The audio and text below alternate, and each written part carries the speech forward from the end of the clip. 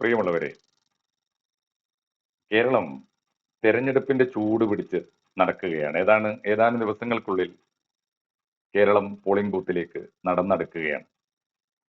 ഈ കോലാഹലങ്ങൾക്കിടയിൽ ഞാൻ കേരളത്തിലെ മുസ്ലിം സാമുദായിക രംഗത്ത് കണ്ട ഏറ്റവും ദേശാഭിമാന പ്രചോദിതമായ ഒരു അനുഭവം നിങ്ങളോട് പങ്കിടാനാണ്, അതിന്റെ സന്തോഷം വിസ്തരിക്കാനാണ് നിങ്ങളുടെ മുമ്പേ നിൽക്കുന്നത്. സമസ്ത കേരള ജമിയത്തുൽ ഉലമ ഏതാണ്ട് 100 വയസ്സിലേറെ പ്രായമുള്ള കേരളത്തിലെ ഏറ്റവും വലിയ മുസ്ലിം സാമുദായിക സംഘടനയാണ്. സുന്നികൾ എന്ന് വിളിക്കുന്നത് ആഗോളതലത്തിലുള്ള സുന്നി ഷിയ വിഭജനത്തിന്റെ അടിസ്ഥാനത്തിലല്ല. ആ അർത്ഥത്തിൽ ഇന്ത്യയിലെ മഹാഭൂരിപക്ഷം വരുന്ന സുന്നികളും മുജാഹിദുകളും ജമാഅത്തെ ഇസ്ലാമിയും എല്ലാം സുന്നികളാണ്. ഷിയാക്കൾ വളരെ ദുർബലമായ ഒരു ന്യൂനപക്ഷമാണ് കേരളത്തിലുള്ളത്. അതീവ ന്യൂനപക്ഷം, കണക്കിൽ പോലും പെട്ടിട്ടില്ലാത്തൊരു മൈക്രോസ്കോപ്പിക് മൈനോറിറ്റിയാണ് കേരളത്തിലെ ഷിയാക്കൾ. അതുകൊണ്ട് കേരളത്തിലെ മൊത്തം മുസ്ലിങ്ങളെ സുന്നികൾ എന്ന് വിളിക്കുന്നതാവും ശരി. പക്ഷേ കേരളത്തിന്റെ ഒരു സാമൂഹിക സാഹചര്യത്തിൽ സുന്നികൾ എന്ന് വിളിക്കുന്നത് ഈ സമസ്ത എന്ന പേരിൽ അറിയപ്പെടുന്ന പരമ്പരാഗത മുസ്ലിങ്ങളെയാണ്. പരമ്പരാഗത മുസ്ലിങ്ങളിൽ നിന്ന് പിന്നീട് വന്ന പരിഷ്കരണ വിഭാഗമാണ് മുജാഹിദുകൾ. അതിന്റെ തന്നെ അതിന്റെ തന്നെ ആശയങ്ങൾ പങ്കിട്ടുകൊണ്ട്, മുജാഹിദുകളുടെ തന്നെ ആശയങ്ങൾ ആദ്യകാലത്ത് പങ്കിട്ടുകൊണ്ട് അതിനകത്ത് പിന്നീട് പൊളിറ്റിക്കൽ ഇസ്ലാം, ഈ ഇസ്ലാമിക രാഷ്ട്രീയം കൂടി ചേർത്തപ്പോഴാണ് ജമാഅത്തെ ഇസ്ലാമി ഉണ്ടാകുന്നത്. അത് അതിന്റെ സാമുദായികമായ ഒരു ചരിത്രമാണ്, അതിന്റെ സ്വഭാവമാണ്. ഞാൻ ഇവിടെ പറയാൻ പോകുന്നത് കേരളത്തിലെ പരമ്പരാഗത മുസ്ലിം മുസ്ലിം സമൂഹത്തിന്റെ ആധികാരികമായ ഏറ്റവും വലിയ പ്രസ്ഥാനം സമസ്ത കേരള ജമിയത്തുൽ ഉലമ. മലയാളവും അറബിയും ചേർന്നൊരു പേരാണത്. മുസ്ലിങ്ങൾ ആദ്യകാലത്ത് നേരിട്ട ഏറ്റവും വലിയ പ്രതിസന്ധി സംവേദനമായിരുന്നു, ഭാഷയായിരുന്നു. അവർക്ക് മലയാളം നന്നായിട്ട് മനസ്സിലാകുമായിരുന്നു, എന്നാൽ എഴുതാൻ അറബി ലിപി മാത്രമേ അറിയാമായിരുന്നുള്ളൂ. ആ ഒരു സാഹചര്യത്തിലാണ് അറബി ലിപിയെ പരിഷ്കരിച്ചിട്ട് മലയാളമാക്കി മാറ്റി. വായിച്ചാൽ മലയാളവും എഴുതുമ്പോൾ അറബിയുമായ ഒരു സങ്കര ഭാഷയാണ് അറബി മലയാളം എന്ന പേരിൽ അറിയപ്പെട്ടത്. ആ ഒരു ചരിത്രഘട്ടത്തിലാണ് സമസ്തയുടെ പേരും അങ്ങനെ ആയി തീർന്നത്. അറബിയും മലയാളവും ചേർന്നൊരു പേര്. സമസ്ത കേരള എന്ന് വരെ വായിക്കുമ്പോൾ പകുതി അത് മലയാളമാണ്. ജമിയത്തുൽ ഉലമ എന്ന് പറഞ്ഞാൽ അത് അറബിയാണ്. ജമിയത്തുൽ ഉലമ എന്ന് പറഞ്ഞാൽ പണ്ഡിത സംഘടന എന്നാണ് അറബിയിൽ അർത്ഥം. അതുകൊണ്ട് കേരളം മുഴുക്കെയുള്ള മുസ്ലിം പണ്ഡിതന്മാരുടെ, പ്രത്യേകിച്ച് സുന്നി പണ്ഡിതന്മാരുടെ സംഘടന എന്നാണ് സമസ്ത കേരള ജമിയത്തുൽ ഉലമ എന്ന് പറഞ്ഞാൽ അർത്ഥം. ചുരുക്കത്തിൽ സമസ്ത, ചുരുക്കി പറയും സമസ്ത. അപ്പൊ ആ സമസ്ത എന്ന ഇസ്ലാമിക പ്രസ്ഥാനം ഈ തെരഞ്ഞെടുപ്പ് കാലത്ത് സ്വീകരിച്ച ഏറ്റവും മാതൃകാപരമായ ഒരു സമീപനം ചൂണ്ടിക്കാണിക്കാൻ ഞാൻ ഈ സമയം വിനിയോഗിക്കട്ടെ. തെരഞ്ഞെടുപ്പ് വെള്ളിയാഴ്ചയാണ്. നമ്മുടെ ഏപ്രിൽ 26 വെള്ളിയാഴ്ച ആയതുകൊണ്ട് തെരഞ്ഞെടുപ്പ് കമ്മീഷൻ മുസ്ലിം സമുദായത്തെ വല്ലാതെ അവഗണിച്ചു. അവരുടെ പ്രാർത്ഥനാ ദിവസമാണ്, അനിവാര്യമായ പ്രാർത്ഥനയാണത്. അതുകൊണ്ട് ആ പ്രാർത്ഥനാ ദിവസം ഈ തെരഞ്ഞെടുപ്പ് വെച്ചത് ശരിയായില്ല എന്ന ആവലാതി വലിയ തോതിൽ ഉന്നയിക്കപ്പെട്ടൊരു നാടാണ് നമ്മുടേത്. ഇവിടുത്തെ, പ്രത്യേകിച്ച് കേരളത്തിലെ ഏറെക്കുറെ എല്ലാ മുസ്ലിം സംഘടനകളും അത് സംബന്ധമായ നിവേദനങ്ങൾ സർക്കാരിനും ഇലക്ഷൻ കമ്മീഷൻ സമർപ്പിച്ചു.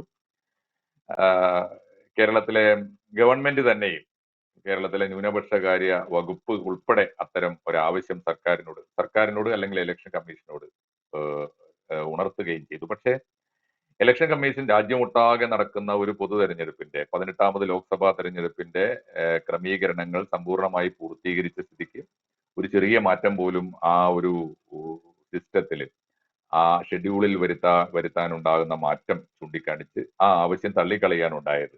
ഏപ്രിൽ 26 തന്നെ, വെള്ളിയാഴ്ചയാണെങ്കിൽ പോലും അന്ന് തന്നെ തെരഞ്ഞെടുപ്പ് നടത്തണമെന്നും എല്ലാ പൗരന്മാരും അതിനോട് സഹകരിക്കണമെന്നും ഇലക്ഷൻ കമ്മീഷൻ അഭ്യർത്ഥിക്കുകയാണ് ഉണ്ടായത്. ഒടുവിൽ ഇന്ന് കാണുന്ന, ഈ കഴിഞ്ഞ 2 ദിവസമായിട്ട് നമ്മൾ കാണുന്ന ഒരു പ്രത്യേകത, ഇലക്ഷൻ കമ്മീഷന്റെ അന്തിമ തീരുമാനത്തോട് കേരളത്തിലെ മുസ്ലിം സമൂഹം, പ്രത്യേകിച്ചും ഇത്തരം പരാതികൾ ഉന്നയിച്ച തെരഞ്ഞെടുപ്പ് മാറ്റണം എന്നാവശ്യപ്പെട്ട മുസ്ലിം സമുദായത്തിന്റെ മറ്റു സംഘടനകളൊന്നും കാര്യമായി പ്രതികരിക്കാതിരുന്നപ്പോൾ സമസ്ത കേരള ജമിയത്തുൽ ഉലമ വളരെ സജീവമായി ആ വിഷയം, ഒടുവിലത്തെ യാഥാർത്ഥ്യം, ഏപ്രിൽ 26 വെള്ളിയാഴ്ചയാണ്, അന്ന് തന്നെ രാജ്യത്ത് തെരഞ്ഞെടുപ്പ് നടക്കുന്നു. രാജ്യത്ത് മീൻസ് കേരളത്തിലെ തെരഞ്ഞെടുപ്പ് അന്നാണ്. ആ തെരഞ്ഞെടുപ്പിനെ എങ്ങനെയാണ് മുസ്ലിം സമൂഹം സമീപിക്കേണ്ടത്, പ്രത്യേകിച്ച് കേരളത്തിലെ സുന്നി സമൂഹം സമീപിക്കേണ്ടത് എന്നതിനെ കുറിച്ച് അവർ ഗൗരവമായി ആലോചിക്കുന്നു. എന്നിട്ട് വളരെ ക്രിയാത്മകമായ നിർദ്ദേശങ്ങൾ സ്വന്തം അനുയായികൾക്ക്, കേരളത്തിലെ സുന്നി സമൂഹത്തിന്, അതുവഴി കേരളത്തിലെ മുസ്ലിം സമൂഹത്തിന് പൊതുവെ മാതൃകാപരമായ ഒരു നിലപാട് അവരെടുത്തു. എന്താണ് ആ നിലപാട്?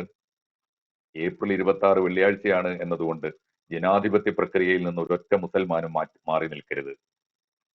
മാറി നിൽക്കരുത് എന്ന് മാത്രമല്ല, അതീവ ജാഗ്രതയോടെ തെരഞ്ഞെടുപ്പ് പ്രക്രിയയിൽ പങ്കാളികളാകണം. വോട്ട് ചെയ്യുക എന്നത് വിശ്വാസപരമായി ഒരു മുസൽമാന് ആരാധന എന്തുമാത്രം പ്രധാനമാണോ അത്ര തന്നെ പ്രധാനമാണ് ഒരു ജനാധിപത്യ രാജ്യത്ത് ജീവിക്കുന്ന മുസൽമാന് വോട്ട് രേഖപ്പെടുത്തേണ്ടതും. അതുകൊണ്ട് സ്ഥിരമായി നമ്മൾ അനുഷ്ഠിക്കുന്ന വാരാന്ത വാരാന്ത പ്രാർത്ഥന, മീൻസ് വെള്ളിയാഴ്ചയിലെ പ്രാർത്ഥന, ആ പ്രാർത്ഥനയുടെ സമയം ക്രമീകരിച്ചുകൊണ്ട്, തെരഞ്ഞെടുപ്പിന്റെ സമയമല്ല, അത് രാജ്യത്തെ എല്ലാ മനുഷ്യർക്കും ഒരുപോലെ ബാധകമായ, ഈ സംസ്ഥാനത്തെ മുഴുവൻ മനുഷ്യർക്കും ഒരുപോലെ ബാധകമായ ഒന്നാണ്. അത് മുസ്ലിങ്ങൾക്ക് വേണ്ടി മാത്രം ക്രമീകരിക്കണമെന്ന് ക്രമീകരിക്കാൻ സാധ്യമല്ല എന്ന് വെളിപ്പെട്ടിരിക്കെ, എന്ന് ബോധ്യമായിരിക്കെ, ഇനി ചെയ്യേണ്ടത് വോട്ടിംഗ് പ്രക്രിയയ്ക്ക് വേണ്ടി മുസ്ലിങ്ങൾ അവരുടെ ആരാധനാക്രമത്തെ, ആരാധനാ സമയത്തെ ക്ഷമാപൂർവ്വം മാറ്റി തീർക്കുകയാണ്, അല്ലെങ്കിൽ മാറ്റി ക്രമീകരിക്കുകയാണ്. സമസ്തയുടെ നിർദ്ദേശപ്രകാരം വളരെ വളരെ വളരെ മാതൃകാപരമായ നിർദ്ദേശങ്ങളാണ് വന്നിരിക്കുന്നത്. സമസ്ത പറഞ്ഞിരിക്കുന്നത് വെള്ളിയാഴ്ചയിലെ പ്രാർത്ഥനയ്ക്ക് പരമാവധി 15 മിനിറ്റേ വേണ്ടൂ. പലപ്പോഴും വെള്ളിയാഴ്ച ജുമുഅ എന്ന് പറയുന്ന ഉച്ച പ്രാർത്ഥനയ്ക്ക് ബാങ്ക് വിളിച്ചാൽ പിന്നെ ചെയ്യാനുള്ളത് ആ ആഴ്ചയിലെ ഏറ്റവും പ്രധാനപ്പെട്ട കാര്യങ്ങളെക്കുറിച്ച് നാട്ടുകാരെ, അല്ലെങ്കിൽ ആ മഹല്ല് നിവാസികളെ, പള്ളിയിൽ ഒത്തുചേർന്ന മനുഷ്യരെ ഉത്ബോധിപ്പിക്കാൻ ഏതാനും മിനിറ്റുകൾ എടുക്കാം. അത് കഴിഞ്ഞ് 2 റക്അത്ത് എന്ന് പറയുന്ന ഒരു ഹ്രസ്വമായ നമസ്കാരം, പിന്നെ സാധാരണഗതിയിൽ മറ്റു വിശേഷങ്ങളും തിരക്കുകളും ഇല്ലാത്ത സമയത്ത് തീർച്ചയായിട്ടും ആ നമസ്കാരത്തിന് ശേഷമുള്ള സുന്നികൾ അനുഷ്ഠിക്കുന്ന ഒരു പ്രാർത്ഥന, ഒരു കൂട്ടപ്രാർത്ഥന, അത്രയുമാണ് സത്യത്തിൽ ജുമുഅ നമസ്കാരം എന്ന് പറയുന്നത്. ആ ജുമുഅ നമസ്കാരത്തിന് ഇപ്പൊ സമസ്ത പറഞ്ഞിരിക്കുന്നത് ഏറ്റവും ക്രിയാത്മകമായ ഒരു നിർദ്ദേശം. സമസ്ത പറഞ്ഞിരിക്കുന്നത് പരമാവധി 15 മിനിറ്റേ വേണ്ടൂ. 12:30 മണിക്ക് പള്ളിയിൽ ചെന്നാൽ 15 മിനിറ്റ് കൊണ്ട് പ്രാർത്ഥന അനുഷ്ഠിച്ച് നിങ്ങൾക്ക് തിരിച്ചു പോകാം. നിങ്ങൾക്ക് ഇലക്ഷൻ പ്രവർത്തനത്തിലേക്ക് പോകാം. പോളിംഗ് ബൂത്തിലെ ഉദ്യോഗസ്ഥന്മാർക്ക് അങ്ങോട്ട് പോകാം. മറ്റുള്ളവരെ വോട്ട് ചെയ്യാനുള്ള സംവിധാനങ്ങളിലേക്ക് പോകാം. ഇലക്ഷനാണ് പ്രധാനം. രാവിലെ 7 മണി മുതൽ വൈകുന്നേരം 6 മണി വരെ തെരഞ്ഞെടുപ്പ് നടക്കുന്നുണ്ട്. ആ പ്രക്രിയയിൽ ഈ 15 മിനിറ്റ് മാത്രമേ നിങ്ങൾ പ്രാർത്ഥനയ്ക്ക് നീക്കിവെക്കേണ്ടതുള്ളൂ. ബാക്കി സമയം നിങ്ങൾ വോട്ടിംഗ് പ്രക്രിയയ്ക്ക് വേണ്ടി നീക്കിവെക്കണം. അതാണ് ഒരു നിർദ്ദേശം.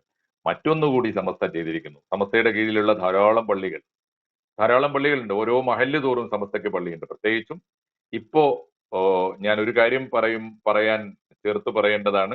സമസ്ത എന്ന് പറയുമ്പോൾ പോലും അതിനകത്ത് പ്രബലമായ 2 വിഭാഗങ്ങൾ ഇപ്പോൾ പ്രവർത്തിക്കുന്നുണ്ട്. ഒരു കാലത്ത് വലിയ വാശിയോടെ, വീറോടെ വലിയ തർക്കങ്ങളും വിതർക്കങ്ങളും പള്ളിപിടുത്തങ്ങളും സംഘർഷങ്ങളും ഏറ്റുമുട്ടലുകളും കേസുകളും കോടതിയും ഒക്കെ ആയിട്ട് നടന്നവരാണ് 2 കൂട്ടം സുന്നികൾ. ഒന്ന് ഇന്നത്തെ ആദരണീയനായ സയ്യിദ് മുഹമ്മദ് ജിഫ്രി മുത്തുക്കോയ തങ്ങൾ നയിക്കുന്ന ഒരു വിഭാഗം സമസ്തയും, അപ്പുറത്ത് കാന്തപുരം AP അബൂബക്കർ മുസ്ലിയാർ ഉസ്താദ് നയിക്കുന്ന മറ്റൊരു സമസ്തയും. അതിനെ ചുരുക്കി പറയുന്നത് EK വിഭാഗം സമസ്ത എന്നും AP വിഭാഗം സമസ്ത എന്നുമാണ്. കാരണം സമസ്തയിൽ ഇങ്ങനെ ഒരു പിളർപ്പ് ഉണ്ടായ കാലത്ത് ഒരു ഭാഗത്ത് EK അബൂബക്കർ മുസ്ലിയാരായിരുന്നു അതിന്റെ ജനറൽ സെക്രട്ടറി, അപ്പുറത്ത് AP അബൂബക്കർ മുസ്ലിയാരായിരുന്നു ജനറൽ സെക്രട്ടറി. ഇവർ രണ്ടുപേരും ചേർന്ന് ഒരുമിച്ച് നിന്നിരുന്ന സമസ്ത, ആ സമസ്തയിൽ ഉണ്ടായ പിളർപ്പിനെ തുടർന്നാണ് ആ വിഭജനം ഉണ്ടായത്. സത്യത്തിൽ ഈ 2 വ്യക്തികൾ നേതൃത്വം നൽകുന്ന സമസ്ത എന്നതിലേറെ പിന്നീട് അതിന് രാഷ്ട്രീയമായൊരു നിറം വന്നു. ഒന്ന് അക്ഷരാർത്ഥത്തിൽ ലീഗ് നയിക്കുന്ന ലീഗ് സുന്നി എന്നറിയപ്പെട്ടു. ലീഗ് സമസ്ത, കേളാരി കേന്ദ്രീകരിച്ച് പ്രവർത്തിക്കുന്ന സമസ്ത. മറ്റേത് ലീഗ് വിരുദ്ധ സമസ്ത എന്നും പലപ്പോഴും ഇടതുപക്ഷത്തോട് അടുത്ത് നിന്ന കാലത്ത് അരിവാൾ സുന്നി എന്നൊക്കെ പേര് കേട്ട സമസ്തയാണ് ആ സമസ്ത. എന്തായാലും ആ 2 സമസ്തകളും ഇന്ന് കാര്യമായ തർക്കങ്ങളില്ലാതെ ഒത്തുപോകണമെന്ന് ആഗ്രഹിക്കുന്നുണ്ട്. അപ്പൊ അതുകൊണ്ട് ഇപ്പോ ഈ കൃത്യമായ നിലപാടെടുത്തിരിക്കുന്നത് ജിഫ്രി തങ്ങൾ വിഭാഗം സമസ്തയാണ്. എന്ന് പറഞ്ഞാൽ പഴയ EK വിഭാഗം സമസ്ത. മറ്റൊരു പേര് ഇപ്പോ അവർക്ക് പറയാമോ എന്ന് എനിക്കറിയില്ല. അത് ലീഗ് വിഭാഗം സമസ്തയാണ്. ലീഗ് വിഭാഗം സമസ്തയിൽ ഇപ്പോ കാര്യമായ അടിസ്ഥാനപരമായ ഒരു തർക്കം നടക്കുന്നുണ്ട്. അത് ലീഗ് എന്ന രാഷ്ട്രീയ പാർട്ടിയോട് സമസ്ത എന്ന മതസംഘടനക്ക്, സുന്നി സംഘടനക്ക് ഒരു വിധേയത്വപരമായ ബന്ധം വേണമോ, സൗഹൃദപരമായ ബന്ധം പോരെ, അല്ലെങ്കിൽ സമസ്തയിൽ എല്ലാവരും ഉണ്ട്, ലീഗുകാർ മാത്രമാകണം എന്ന് നിർബന്ധമുണ്ടോ, അല്ലെങ്കിൽ സമസ്തക്ക് ലീഗിനോട് വിധേയത്വം വേണമോ തുടങ്ങിയ തർക്കങ്ങൾ വളരെ ഉച്ചത്തിൽ സമസ്തക്കകത്ത് നടക്കുന്നുണ്ട്. എങ്കിൽ പോലും ജിഫ്രി തങ്ങളുടെ നേതൃത്വത്തിലുള്ള സമസ്ത, ജിഫ്രി മുത്തുക്കോയ തങ്ങൾ പ്രസിഡന്റും professor K Alikutty Musliyar general സെക്രട്ടറിയുമായിട്ടുള്ള സംസ്ഥയാണ്. ആ സംസ്ഥയുടെ നിർദ്ദേശങ്ങളാണ് ഇപ്പോൾ വന്നിരിക്കുന്നത്. അവർ കൊടുത്തിരിക്കുന്ന ഒന്നാമത്തെ നിർദ്ദേശം 15 മിനിറ്റ് കൊണ്ട് പ്രാർത്ഥന അവസാനിപ്പിച്ച് ജനാധിപത്യ പ്രക്രിയ എന്ന സുപ്രധാനമായ ധർമ്മത്തിലേക്ക് കേരളത്തിലെ സുന്നികൾ പോകണം. രണ്ടാമത് അവരുടെ നിർദ്ദേശം വളരെ പ്രധാനപ്പെട്ട നിർദ്ദേശമാണ്. സമസ്തയുടെ അടുത്തടുത്ത പള്ളികളിൽ ഏറ്റവും ചുരുങ്ങിയത് 1 മണിക്കൂർ ഇടവിട്ട്, ഈ ജുമാ നമസ്കാരത്തിന്റെ ഒരു പ്രത്യേകത, ഉച്ച പ്രാർത്ഥനയായ ലുഹ്ർ നമസ്കാരത്തിന് ഏതുവരെ സമയമുണ്ട്? അടുത്ത അസർ നമസ്കാരം വരെ സമയമുണ്ട്. എന്ന് പറഞ്ഞാൽ 12:30 മണിക്കാണ് ഉച്ച പ്രാർത്ഥന ആരംഭിക്കുന്നത്. ഏതാണ്ട് 3:30-4 മണി വരെ ആണ് ആ പ്രാർത്ഥനയുടെ സമയം. അടുത്ത പ്രാർത്ഥന അസർ എന്ന് പറയുന്നത് സായാഹ്ന പ്രാർത്ഥനയാണ്. അതുവരെയുള്ള സമയം ജുമുഅക്കും ഉണ്ട്. അതുകൊണ്ട് സമസ്ത കൊടുത്തിരിക്കുന്ന നിർദ്ദേശം ഈ ഉച്ചക്ക് ഒരു പള്ളിയിൽ കൃത്യം 12:30-ക്ക് തുടങ്ങി 12:45-ന് അവസാനിപ്പിക്കുന്നു. അത് കഴിഞ്ഞ് തൊട്ടടുത്ത 1 കിലോമീറ്ററിനുള്ളിൽ 2 കിലോമീറ്ററിനുള്ളിൽ അടുത്ത സംസ്ഥയുടെ പള്ളി ഉണ്ടാകും. ആ പള്ളിയിൽ 1 മണിക്കൂർ ഇടവിട്ട് ഉടനെ തുടങ്ങരുത്. ആ പള്ളിയിൽ 1:30 മണിക്ക് തുടങ്ങിയാൽ മതി. എന്നിട്ട് 1:45-ന് അവസാനിപ്പിക്കാം. വളരെ വളരെ വളരെ ഫലപ്രദമായ പ്രവർത്തന സാധ്യമായ ഒരു നിർദ്ദേശമാണത്. കാരണം അപ്പോ ഇലക്ഷൻ പ്രവർത്തനത്തിനിടയിൽ ഏർപ്പെട്ട ആർക്കും ഏത് സമയത്ത് ഇപ്പൊ ഒരു പള്ളിയിൽ 12:30-ക്ക് പോകാൻ പറ്റാത്ത ആൾക്ക് പ്രാർത്ഥന നഷ്ടമാകുന്നില്ല. അയാൾക്ക് അടുത്ത പള്ളിയിൽ പോയി. ഇതിന്റെ ഒരു പ്രത്യേകത എന്ന് വെച്ചാൽ ഏത് പള്ളിയിലും കൂടിയാൽ മതി. ഈ ജുമുഅ പ്രാർത്ഥനയുടെ വെള്ളിയാഴ്ച പ്രാർത്ഥനയുടെ പ്രത്യേകത അതാണ്. ഇന്ന സ്ഥലത്ത് പ്രാർത്ഥിക്കണം എന്ന് യാതൊരു നിർബന്ധവും അല്ലെങ്കിലും മുസ്ലിങ്ങൾക്ക് ഇന്ന സ്ഥലത്ത് പ്രാർത്ഥിക്കുക, ഇന്ന പള്ളിയിൽ തന്നെ പ്രാർത്ഥിക്കണം എന്ന് യാതൊരു നിർബന്ധമില്ല. എവിടെയാണോ സാധ്യമായിട്ടുള്ളത് അവിടെ പ്രാർത്ഥിച്ചാൽ മതി. വെള്ളിയാഴ്ച പ്രാർത്ഥനയ്ക്ക് ഏതെങ്കിലും ഒരു പള്ളിയിൽ ഒത്തുകൂടണം എന്നേ ഉള്ളൂ. അതുകൊണ്ട് സ്വന്തം അടുത്ത ഒരു പള്ളിയിൽ 12:15-ന് പോകാൻ പറ്റാത്തവന് പിന്നെ 1:15-ന് പോകാം.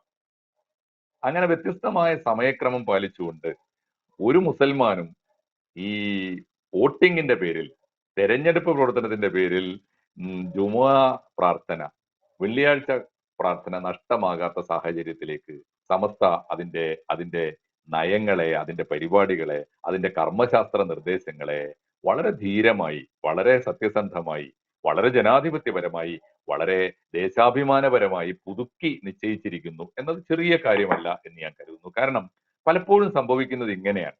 രാജ്യത്താകെ ഒരു പരിഷ്കാരം വരുമ്പോൾ അത് മുസ്ലിം സമൂഹത്തിന് കൂടി അനിവാര്യമായ ഒരു പ്രക്രിയയാവുമ്പോൾ, ജനാധിപത്യ പ്രക്രിയയാവുമ്പോൾ, പ്രത്യേകിച്ച് തെരഞ്ഞെടുപ്പ് പോലെ ഒരു പ്രക്രിയ, അതും മുസ്ലിം സമൂഹം വലിയ ആശങ്കയോടെ ഉയർത്തുന്ന കുറെ പ്രശ്നങ്ങൾ ചർച്ചയ്ക്ക് വരുന്ന ഒരു തെരഞ്ഞെടുപ്പ്, CAB പോലുള്ള ബില്ലുകൾ, യൂണിഫോം സിവിൽ കോഡ് പോലുള്ള ചർച്ചകൾ ഒക്കെ സജീവമായി ചർച്ചയ്ക്ക് വരുന്ന ഒരു സമയത്ത് രാജ്യത്തെ മുസ്ലിം ന്യൂനപക്ഷം വലിയ ഉത്കണ്ഠകൾ പങ്കിടുന്ന അത് അതിന്റെ ശരിയും തെറ്റും, ആ ഉത്കണ്ഠകളും ഭീതിയും ഒക്കെ തീർച്ചയായും ഭരണകൂടം അഡ്രസ് ചെയ്യേണ്ടതാണ്.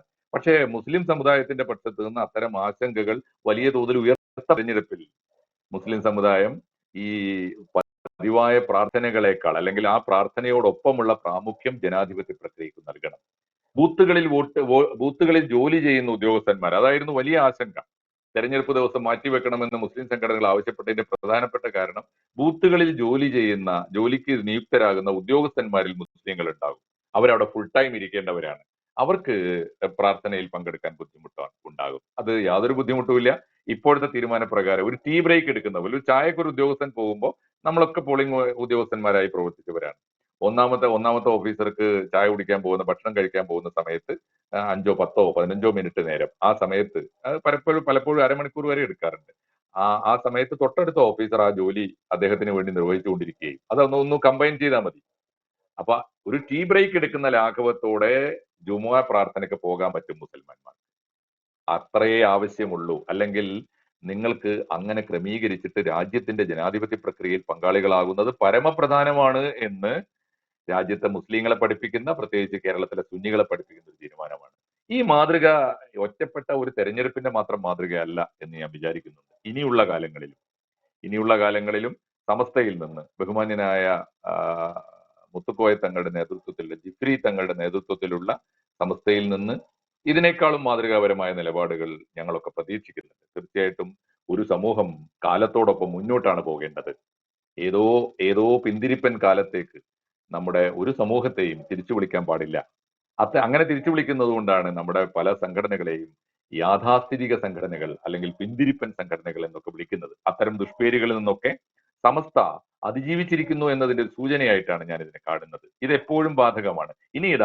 ഇന്ത്യയിൽ വരാൻ പോകുന്ന ഒരു പ്രധാനപ്പെട്ട ചർച്ചയെക്കുറിച്ച് കൊണ്ട് ഞാൻ അവസാനിപ്പിക്കും. അത് വേറൊന്നുമല്ല, നമ്മുടെ പാർലമെന്റിൽ ഇപ്പൊ തന്നെ നമ്മുടെ നമ്മുടെ നമ്മുടെ പഞ്ചായത്തുകളിൽ വനിതാ സംവരണമുണ്ട്.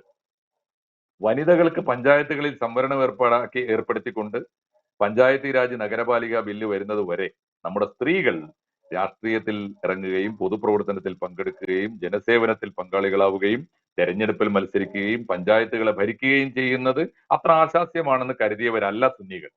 ഞാൻ വിചാരിക്കുന്നു സമസ്ത അക്കാര്യത്തിലും വ്യത്യസ്തമായ നിലപാട് സ്വീകരിക്കും. കാരണം പഞ്ചായത്ത് രാജ് വന്നപ്പോ മൗനം കൊണ്ടെങ്കിലും അല്ലെങ്കിൽ വളരെ വളരെ സൗമ്യമായിട്ടെങ്കിലും അത് നടക്കട്ടെ. നമ്മുടെ രാജ്യത്ത് ജനാധിപത്യ പ്രക്രിയയിൽ സ്ത്രീകൾ പങ്കെടുത്തില്ലെങ്കിൽ, സ്ത്രീകൾ പങ്കാളികളായില്ലെങ്കിൽ മുസ്ലിങ്ങളുടെ താല്പര്യങ്ങൾ പറയാൻ ആ വാർഡുകളിൽ ആളില്ലാതെ വരും.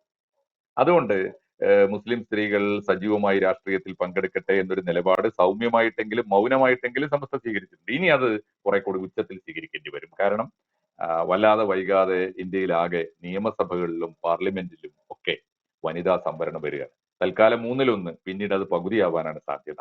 അങ്ങനെ വരുമ്പോഴും ഇന്ത്യയുടെ രാഷ്ട്രീയ ഭാവി, കേരളത്തിലും ഇന്ത്യയിലുമുള്ള സുന്നികളുടെ ഭാവി സമസ്തയ്ക്ക് തീരുമാനിക്കേണ്ടി വരും. അങ്ങനെ തീരുമാനിക്കുമ്പോൾ സ്ത്രീകൾ വളരെ സൂക്ഷ്മതയോടെ, വളരെ സജീവമായി, വളരെ വളരെ വളരെയേറെ താല്പര്യത്തോടെ പൊതുപ്രവർത്തനത്തിന് ഇറങ്ങണമെന്നും രാഷ്ട്രീയ പ്രവർത്തനത്തിൽ പങ്കാളികളാകണമെന്നും മുസ്ലിം സമുദായത്തിലെ സ്ത്രീകൾ വലിയ തോതിൽ ഊർജ്ജസ്വലരായി നമ്മുടെ അസംബ്ലികളിലും പാർലമെന്റിലും പഞ്ചായത്തുകളിലും ജനപ്രതിനിധി സഭകളിലും ഒക്കെയും എത്തിച്ചേരണം എന്ന കുറെ കൂടി കൃത്യവും വ്യക്തവുമായ നിലപാട്, കുറെ കൂടി കാലികമായ നിലപാട്, കുറെ കൂടി പുരോഗമനപരമായ നിലപാട് സമസ്തക്ക് സമസ്ത സ്വീകരിക്കുമെന്നാണ് എന്റെ പ്രതീക്ഷ. അതിന് മടിക്കുന്നവരല്ല സമസ്ത കേരള ജമിയത്തുൽ ഉലമയുടെ നേതൃത്വം എന്ന് നമ്മളെ ബോധ്യപ്പെടുത്തുന്ന ഒരു തീരുമാനമാണ് സമസ്ത ഇത്തവണ എടുത്തിരിക്കുന്നത്. അത് വേറൊന്നുമല്ല. പ്രാർത്ഥന മുസൽമാന്റെ വിശ്വാസപരമായ ഒരു കാര്യമാണ്, അത് വൈയക്തികമായ ഒരു കാര്യമാണ്. അത് നിർവഹിച്ചുകൊണ്ട് തന്നെ അത് ഏറ്റവും ചുരുങ്ങിയ സമയത്ത്, ഏറ്റവും ലളിതമായി, ഏറ്റവും പ്രായോഗികമായി അത് ക്രമീകരിച്ചുകൊണ്ട് തന്നെ രാഷ്ട്ര നിർമ്മാണ പ്രക്രിയയിൽ പങ്കാളികളാകാൻ മുസ്ലിം സമൂഹത്തിന് സാധിക്കണം എന്ന വലിയ തീരുമാനമാണ്, വലിയ പ്രതിജ്ഞയാണ്, അല്ലെങ്കിൽ വളരെ വളരെ കൃത്യമായ മാർഗദർശനമാണ്. അതുമല്ലെങ്കിൽ ഇസ്ലാമികമായ ഒരു വാക്കുപയോഗിച്ച് പറഞ്ഞാൽ മുസ്ലിം സമൂഹത്തിന് കൊടുക്കാവുന്ന ഏറ്റവും ശക്തമായ ഫത്വയാണ് രാഷ്ട്ര നിർമ്മാണ പ്രക്രിയ വ്യക്തിപരമായ ആരാധനകളോളം തന്നെ, അല്ലെങ്കിൽ അതിനേക്കാളും പ്രധാനമാണ് എന്ന ശക്തമായൊരു ഫത്വ ആണ് സമസ്തയുടെ ഈ തീരുമാനമെന്ന് ഞാൻ കരുതുന്നു. ആദരണീയരായ സമസ്തയുടെ പണ്ഡിതന്മാരെ ഹൃദയപൂർവ്വം അഭിവാദ്യം ചെയ്യുന്നു. ഈ മാതൃക കേരളത്തിലും ഇന്ത്യയിലുമുള്ള മറ്റെല്ലാ മുസ്ലിം സംഘടനകൾക്കും സ്വീകാര്യമാകട്ടെ എന്ന് ഞാൻ ആശിക്കുന്നു.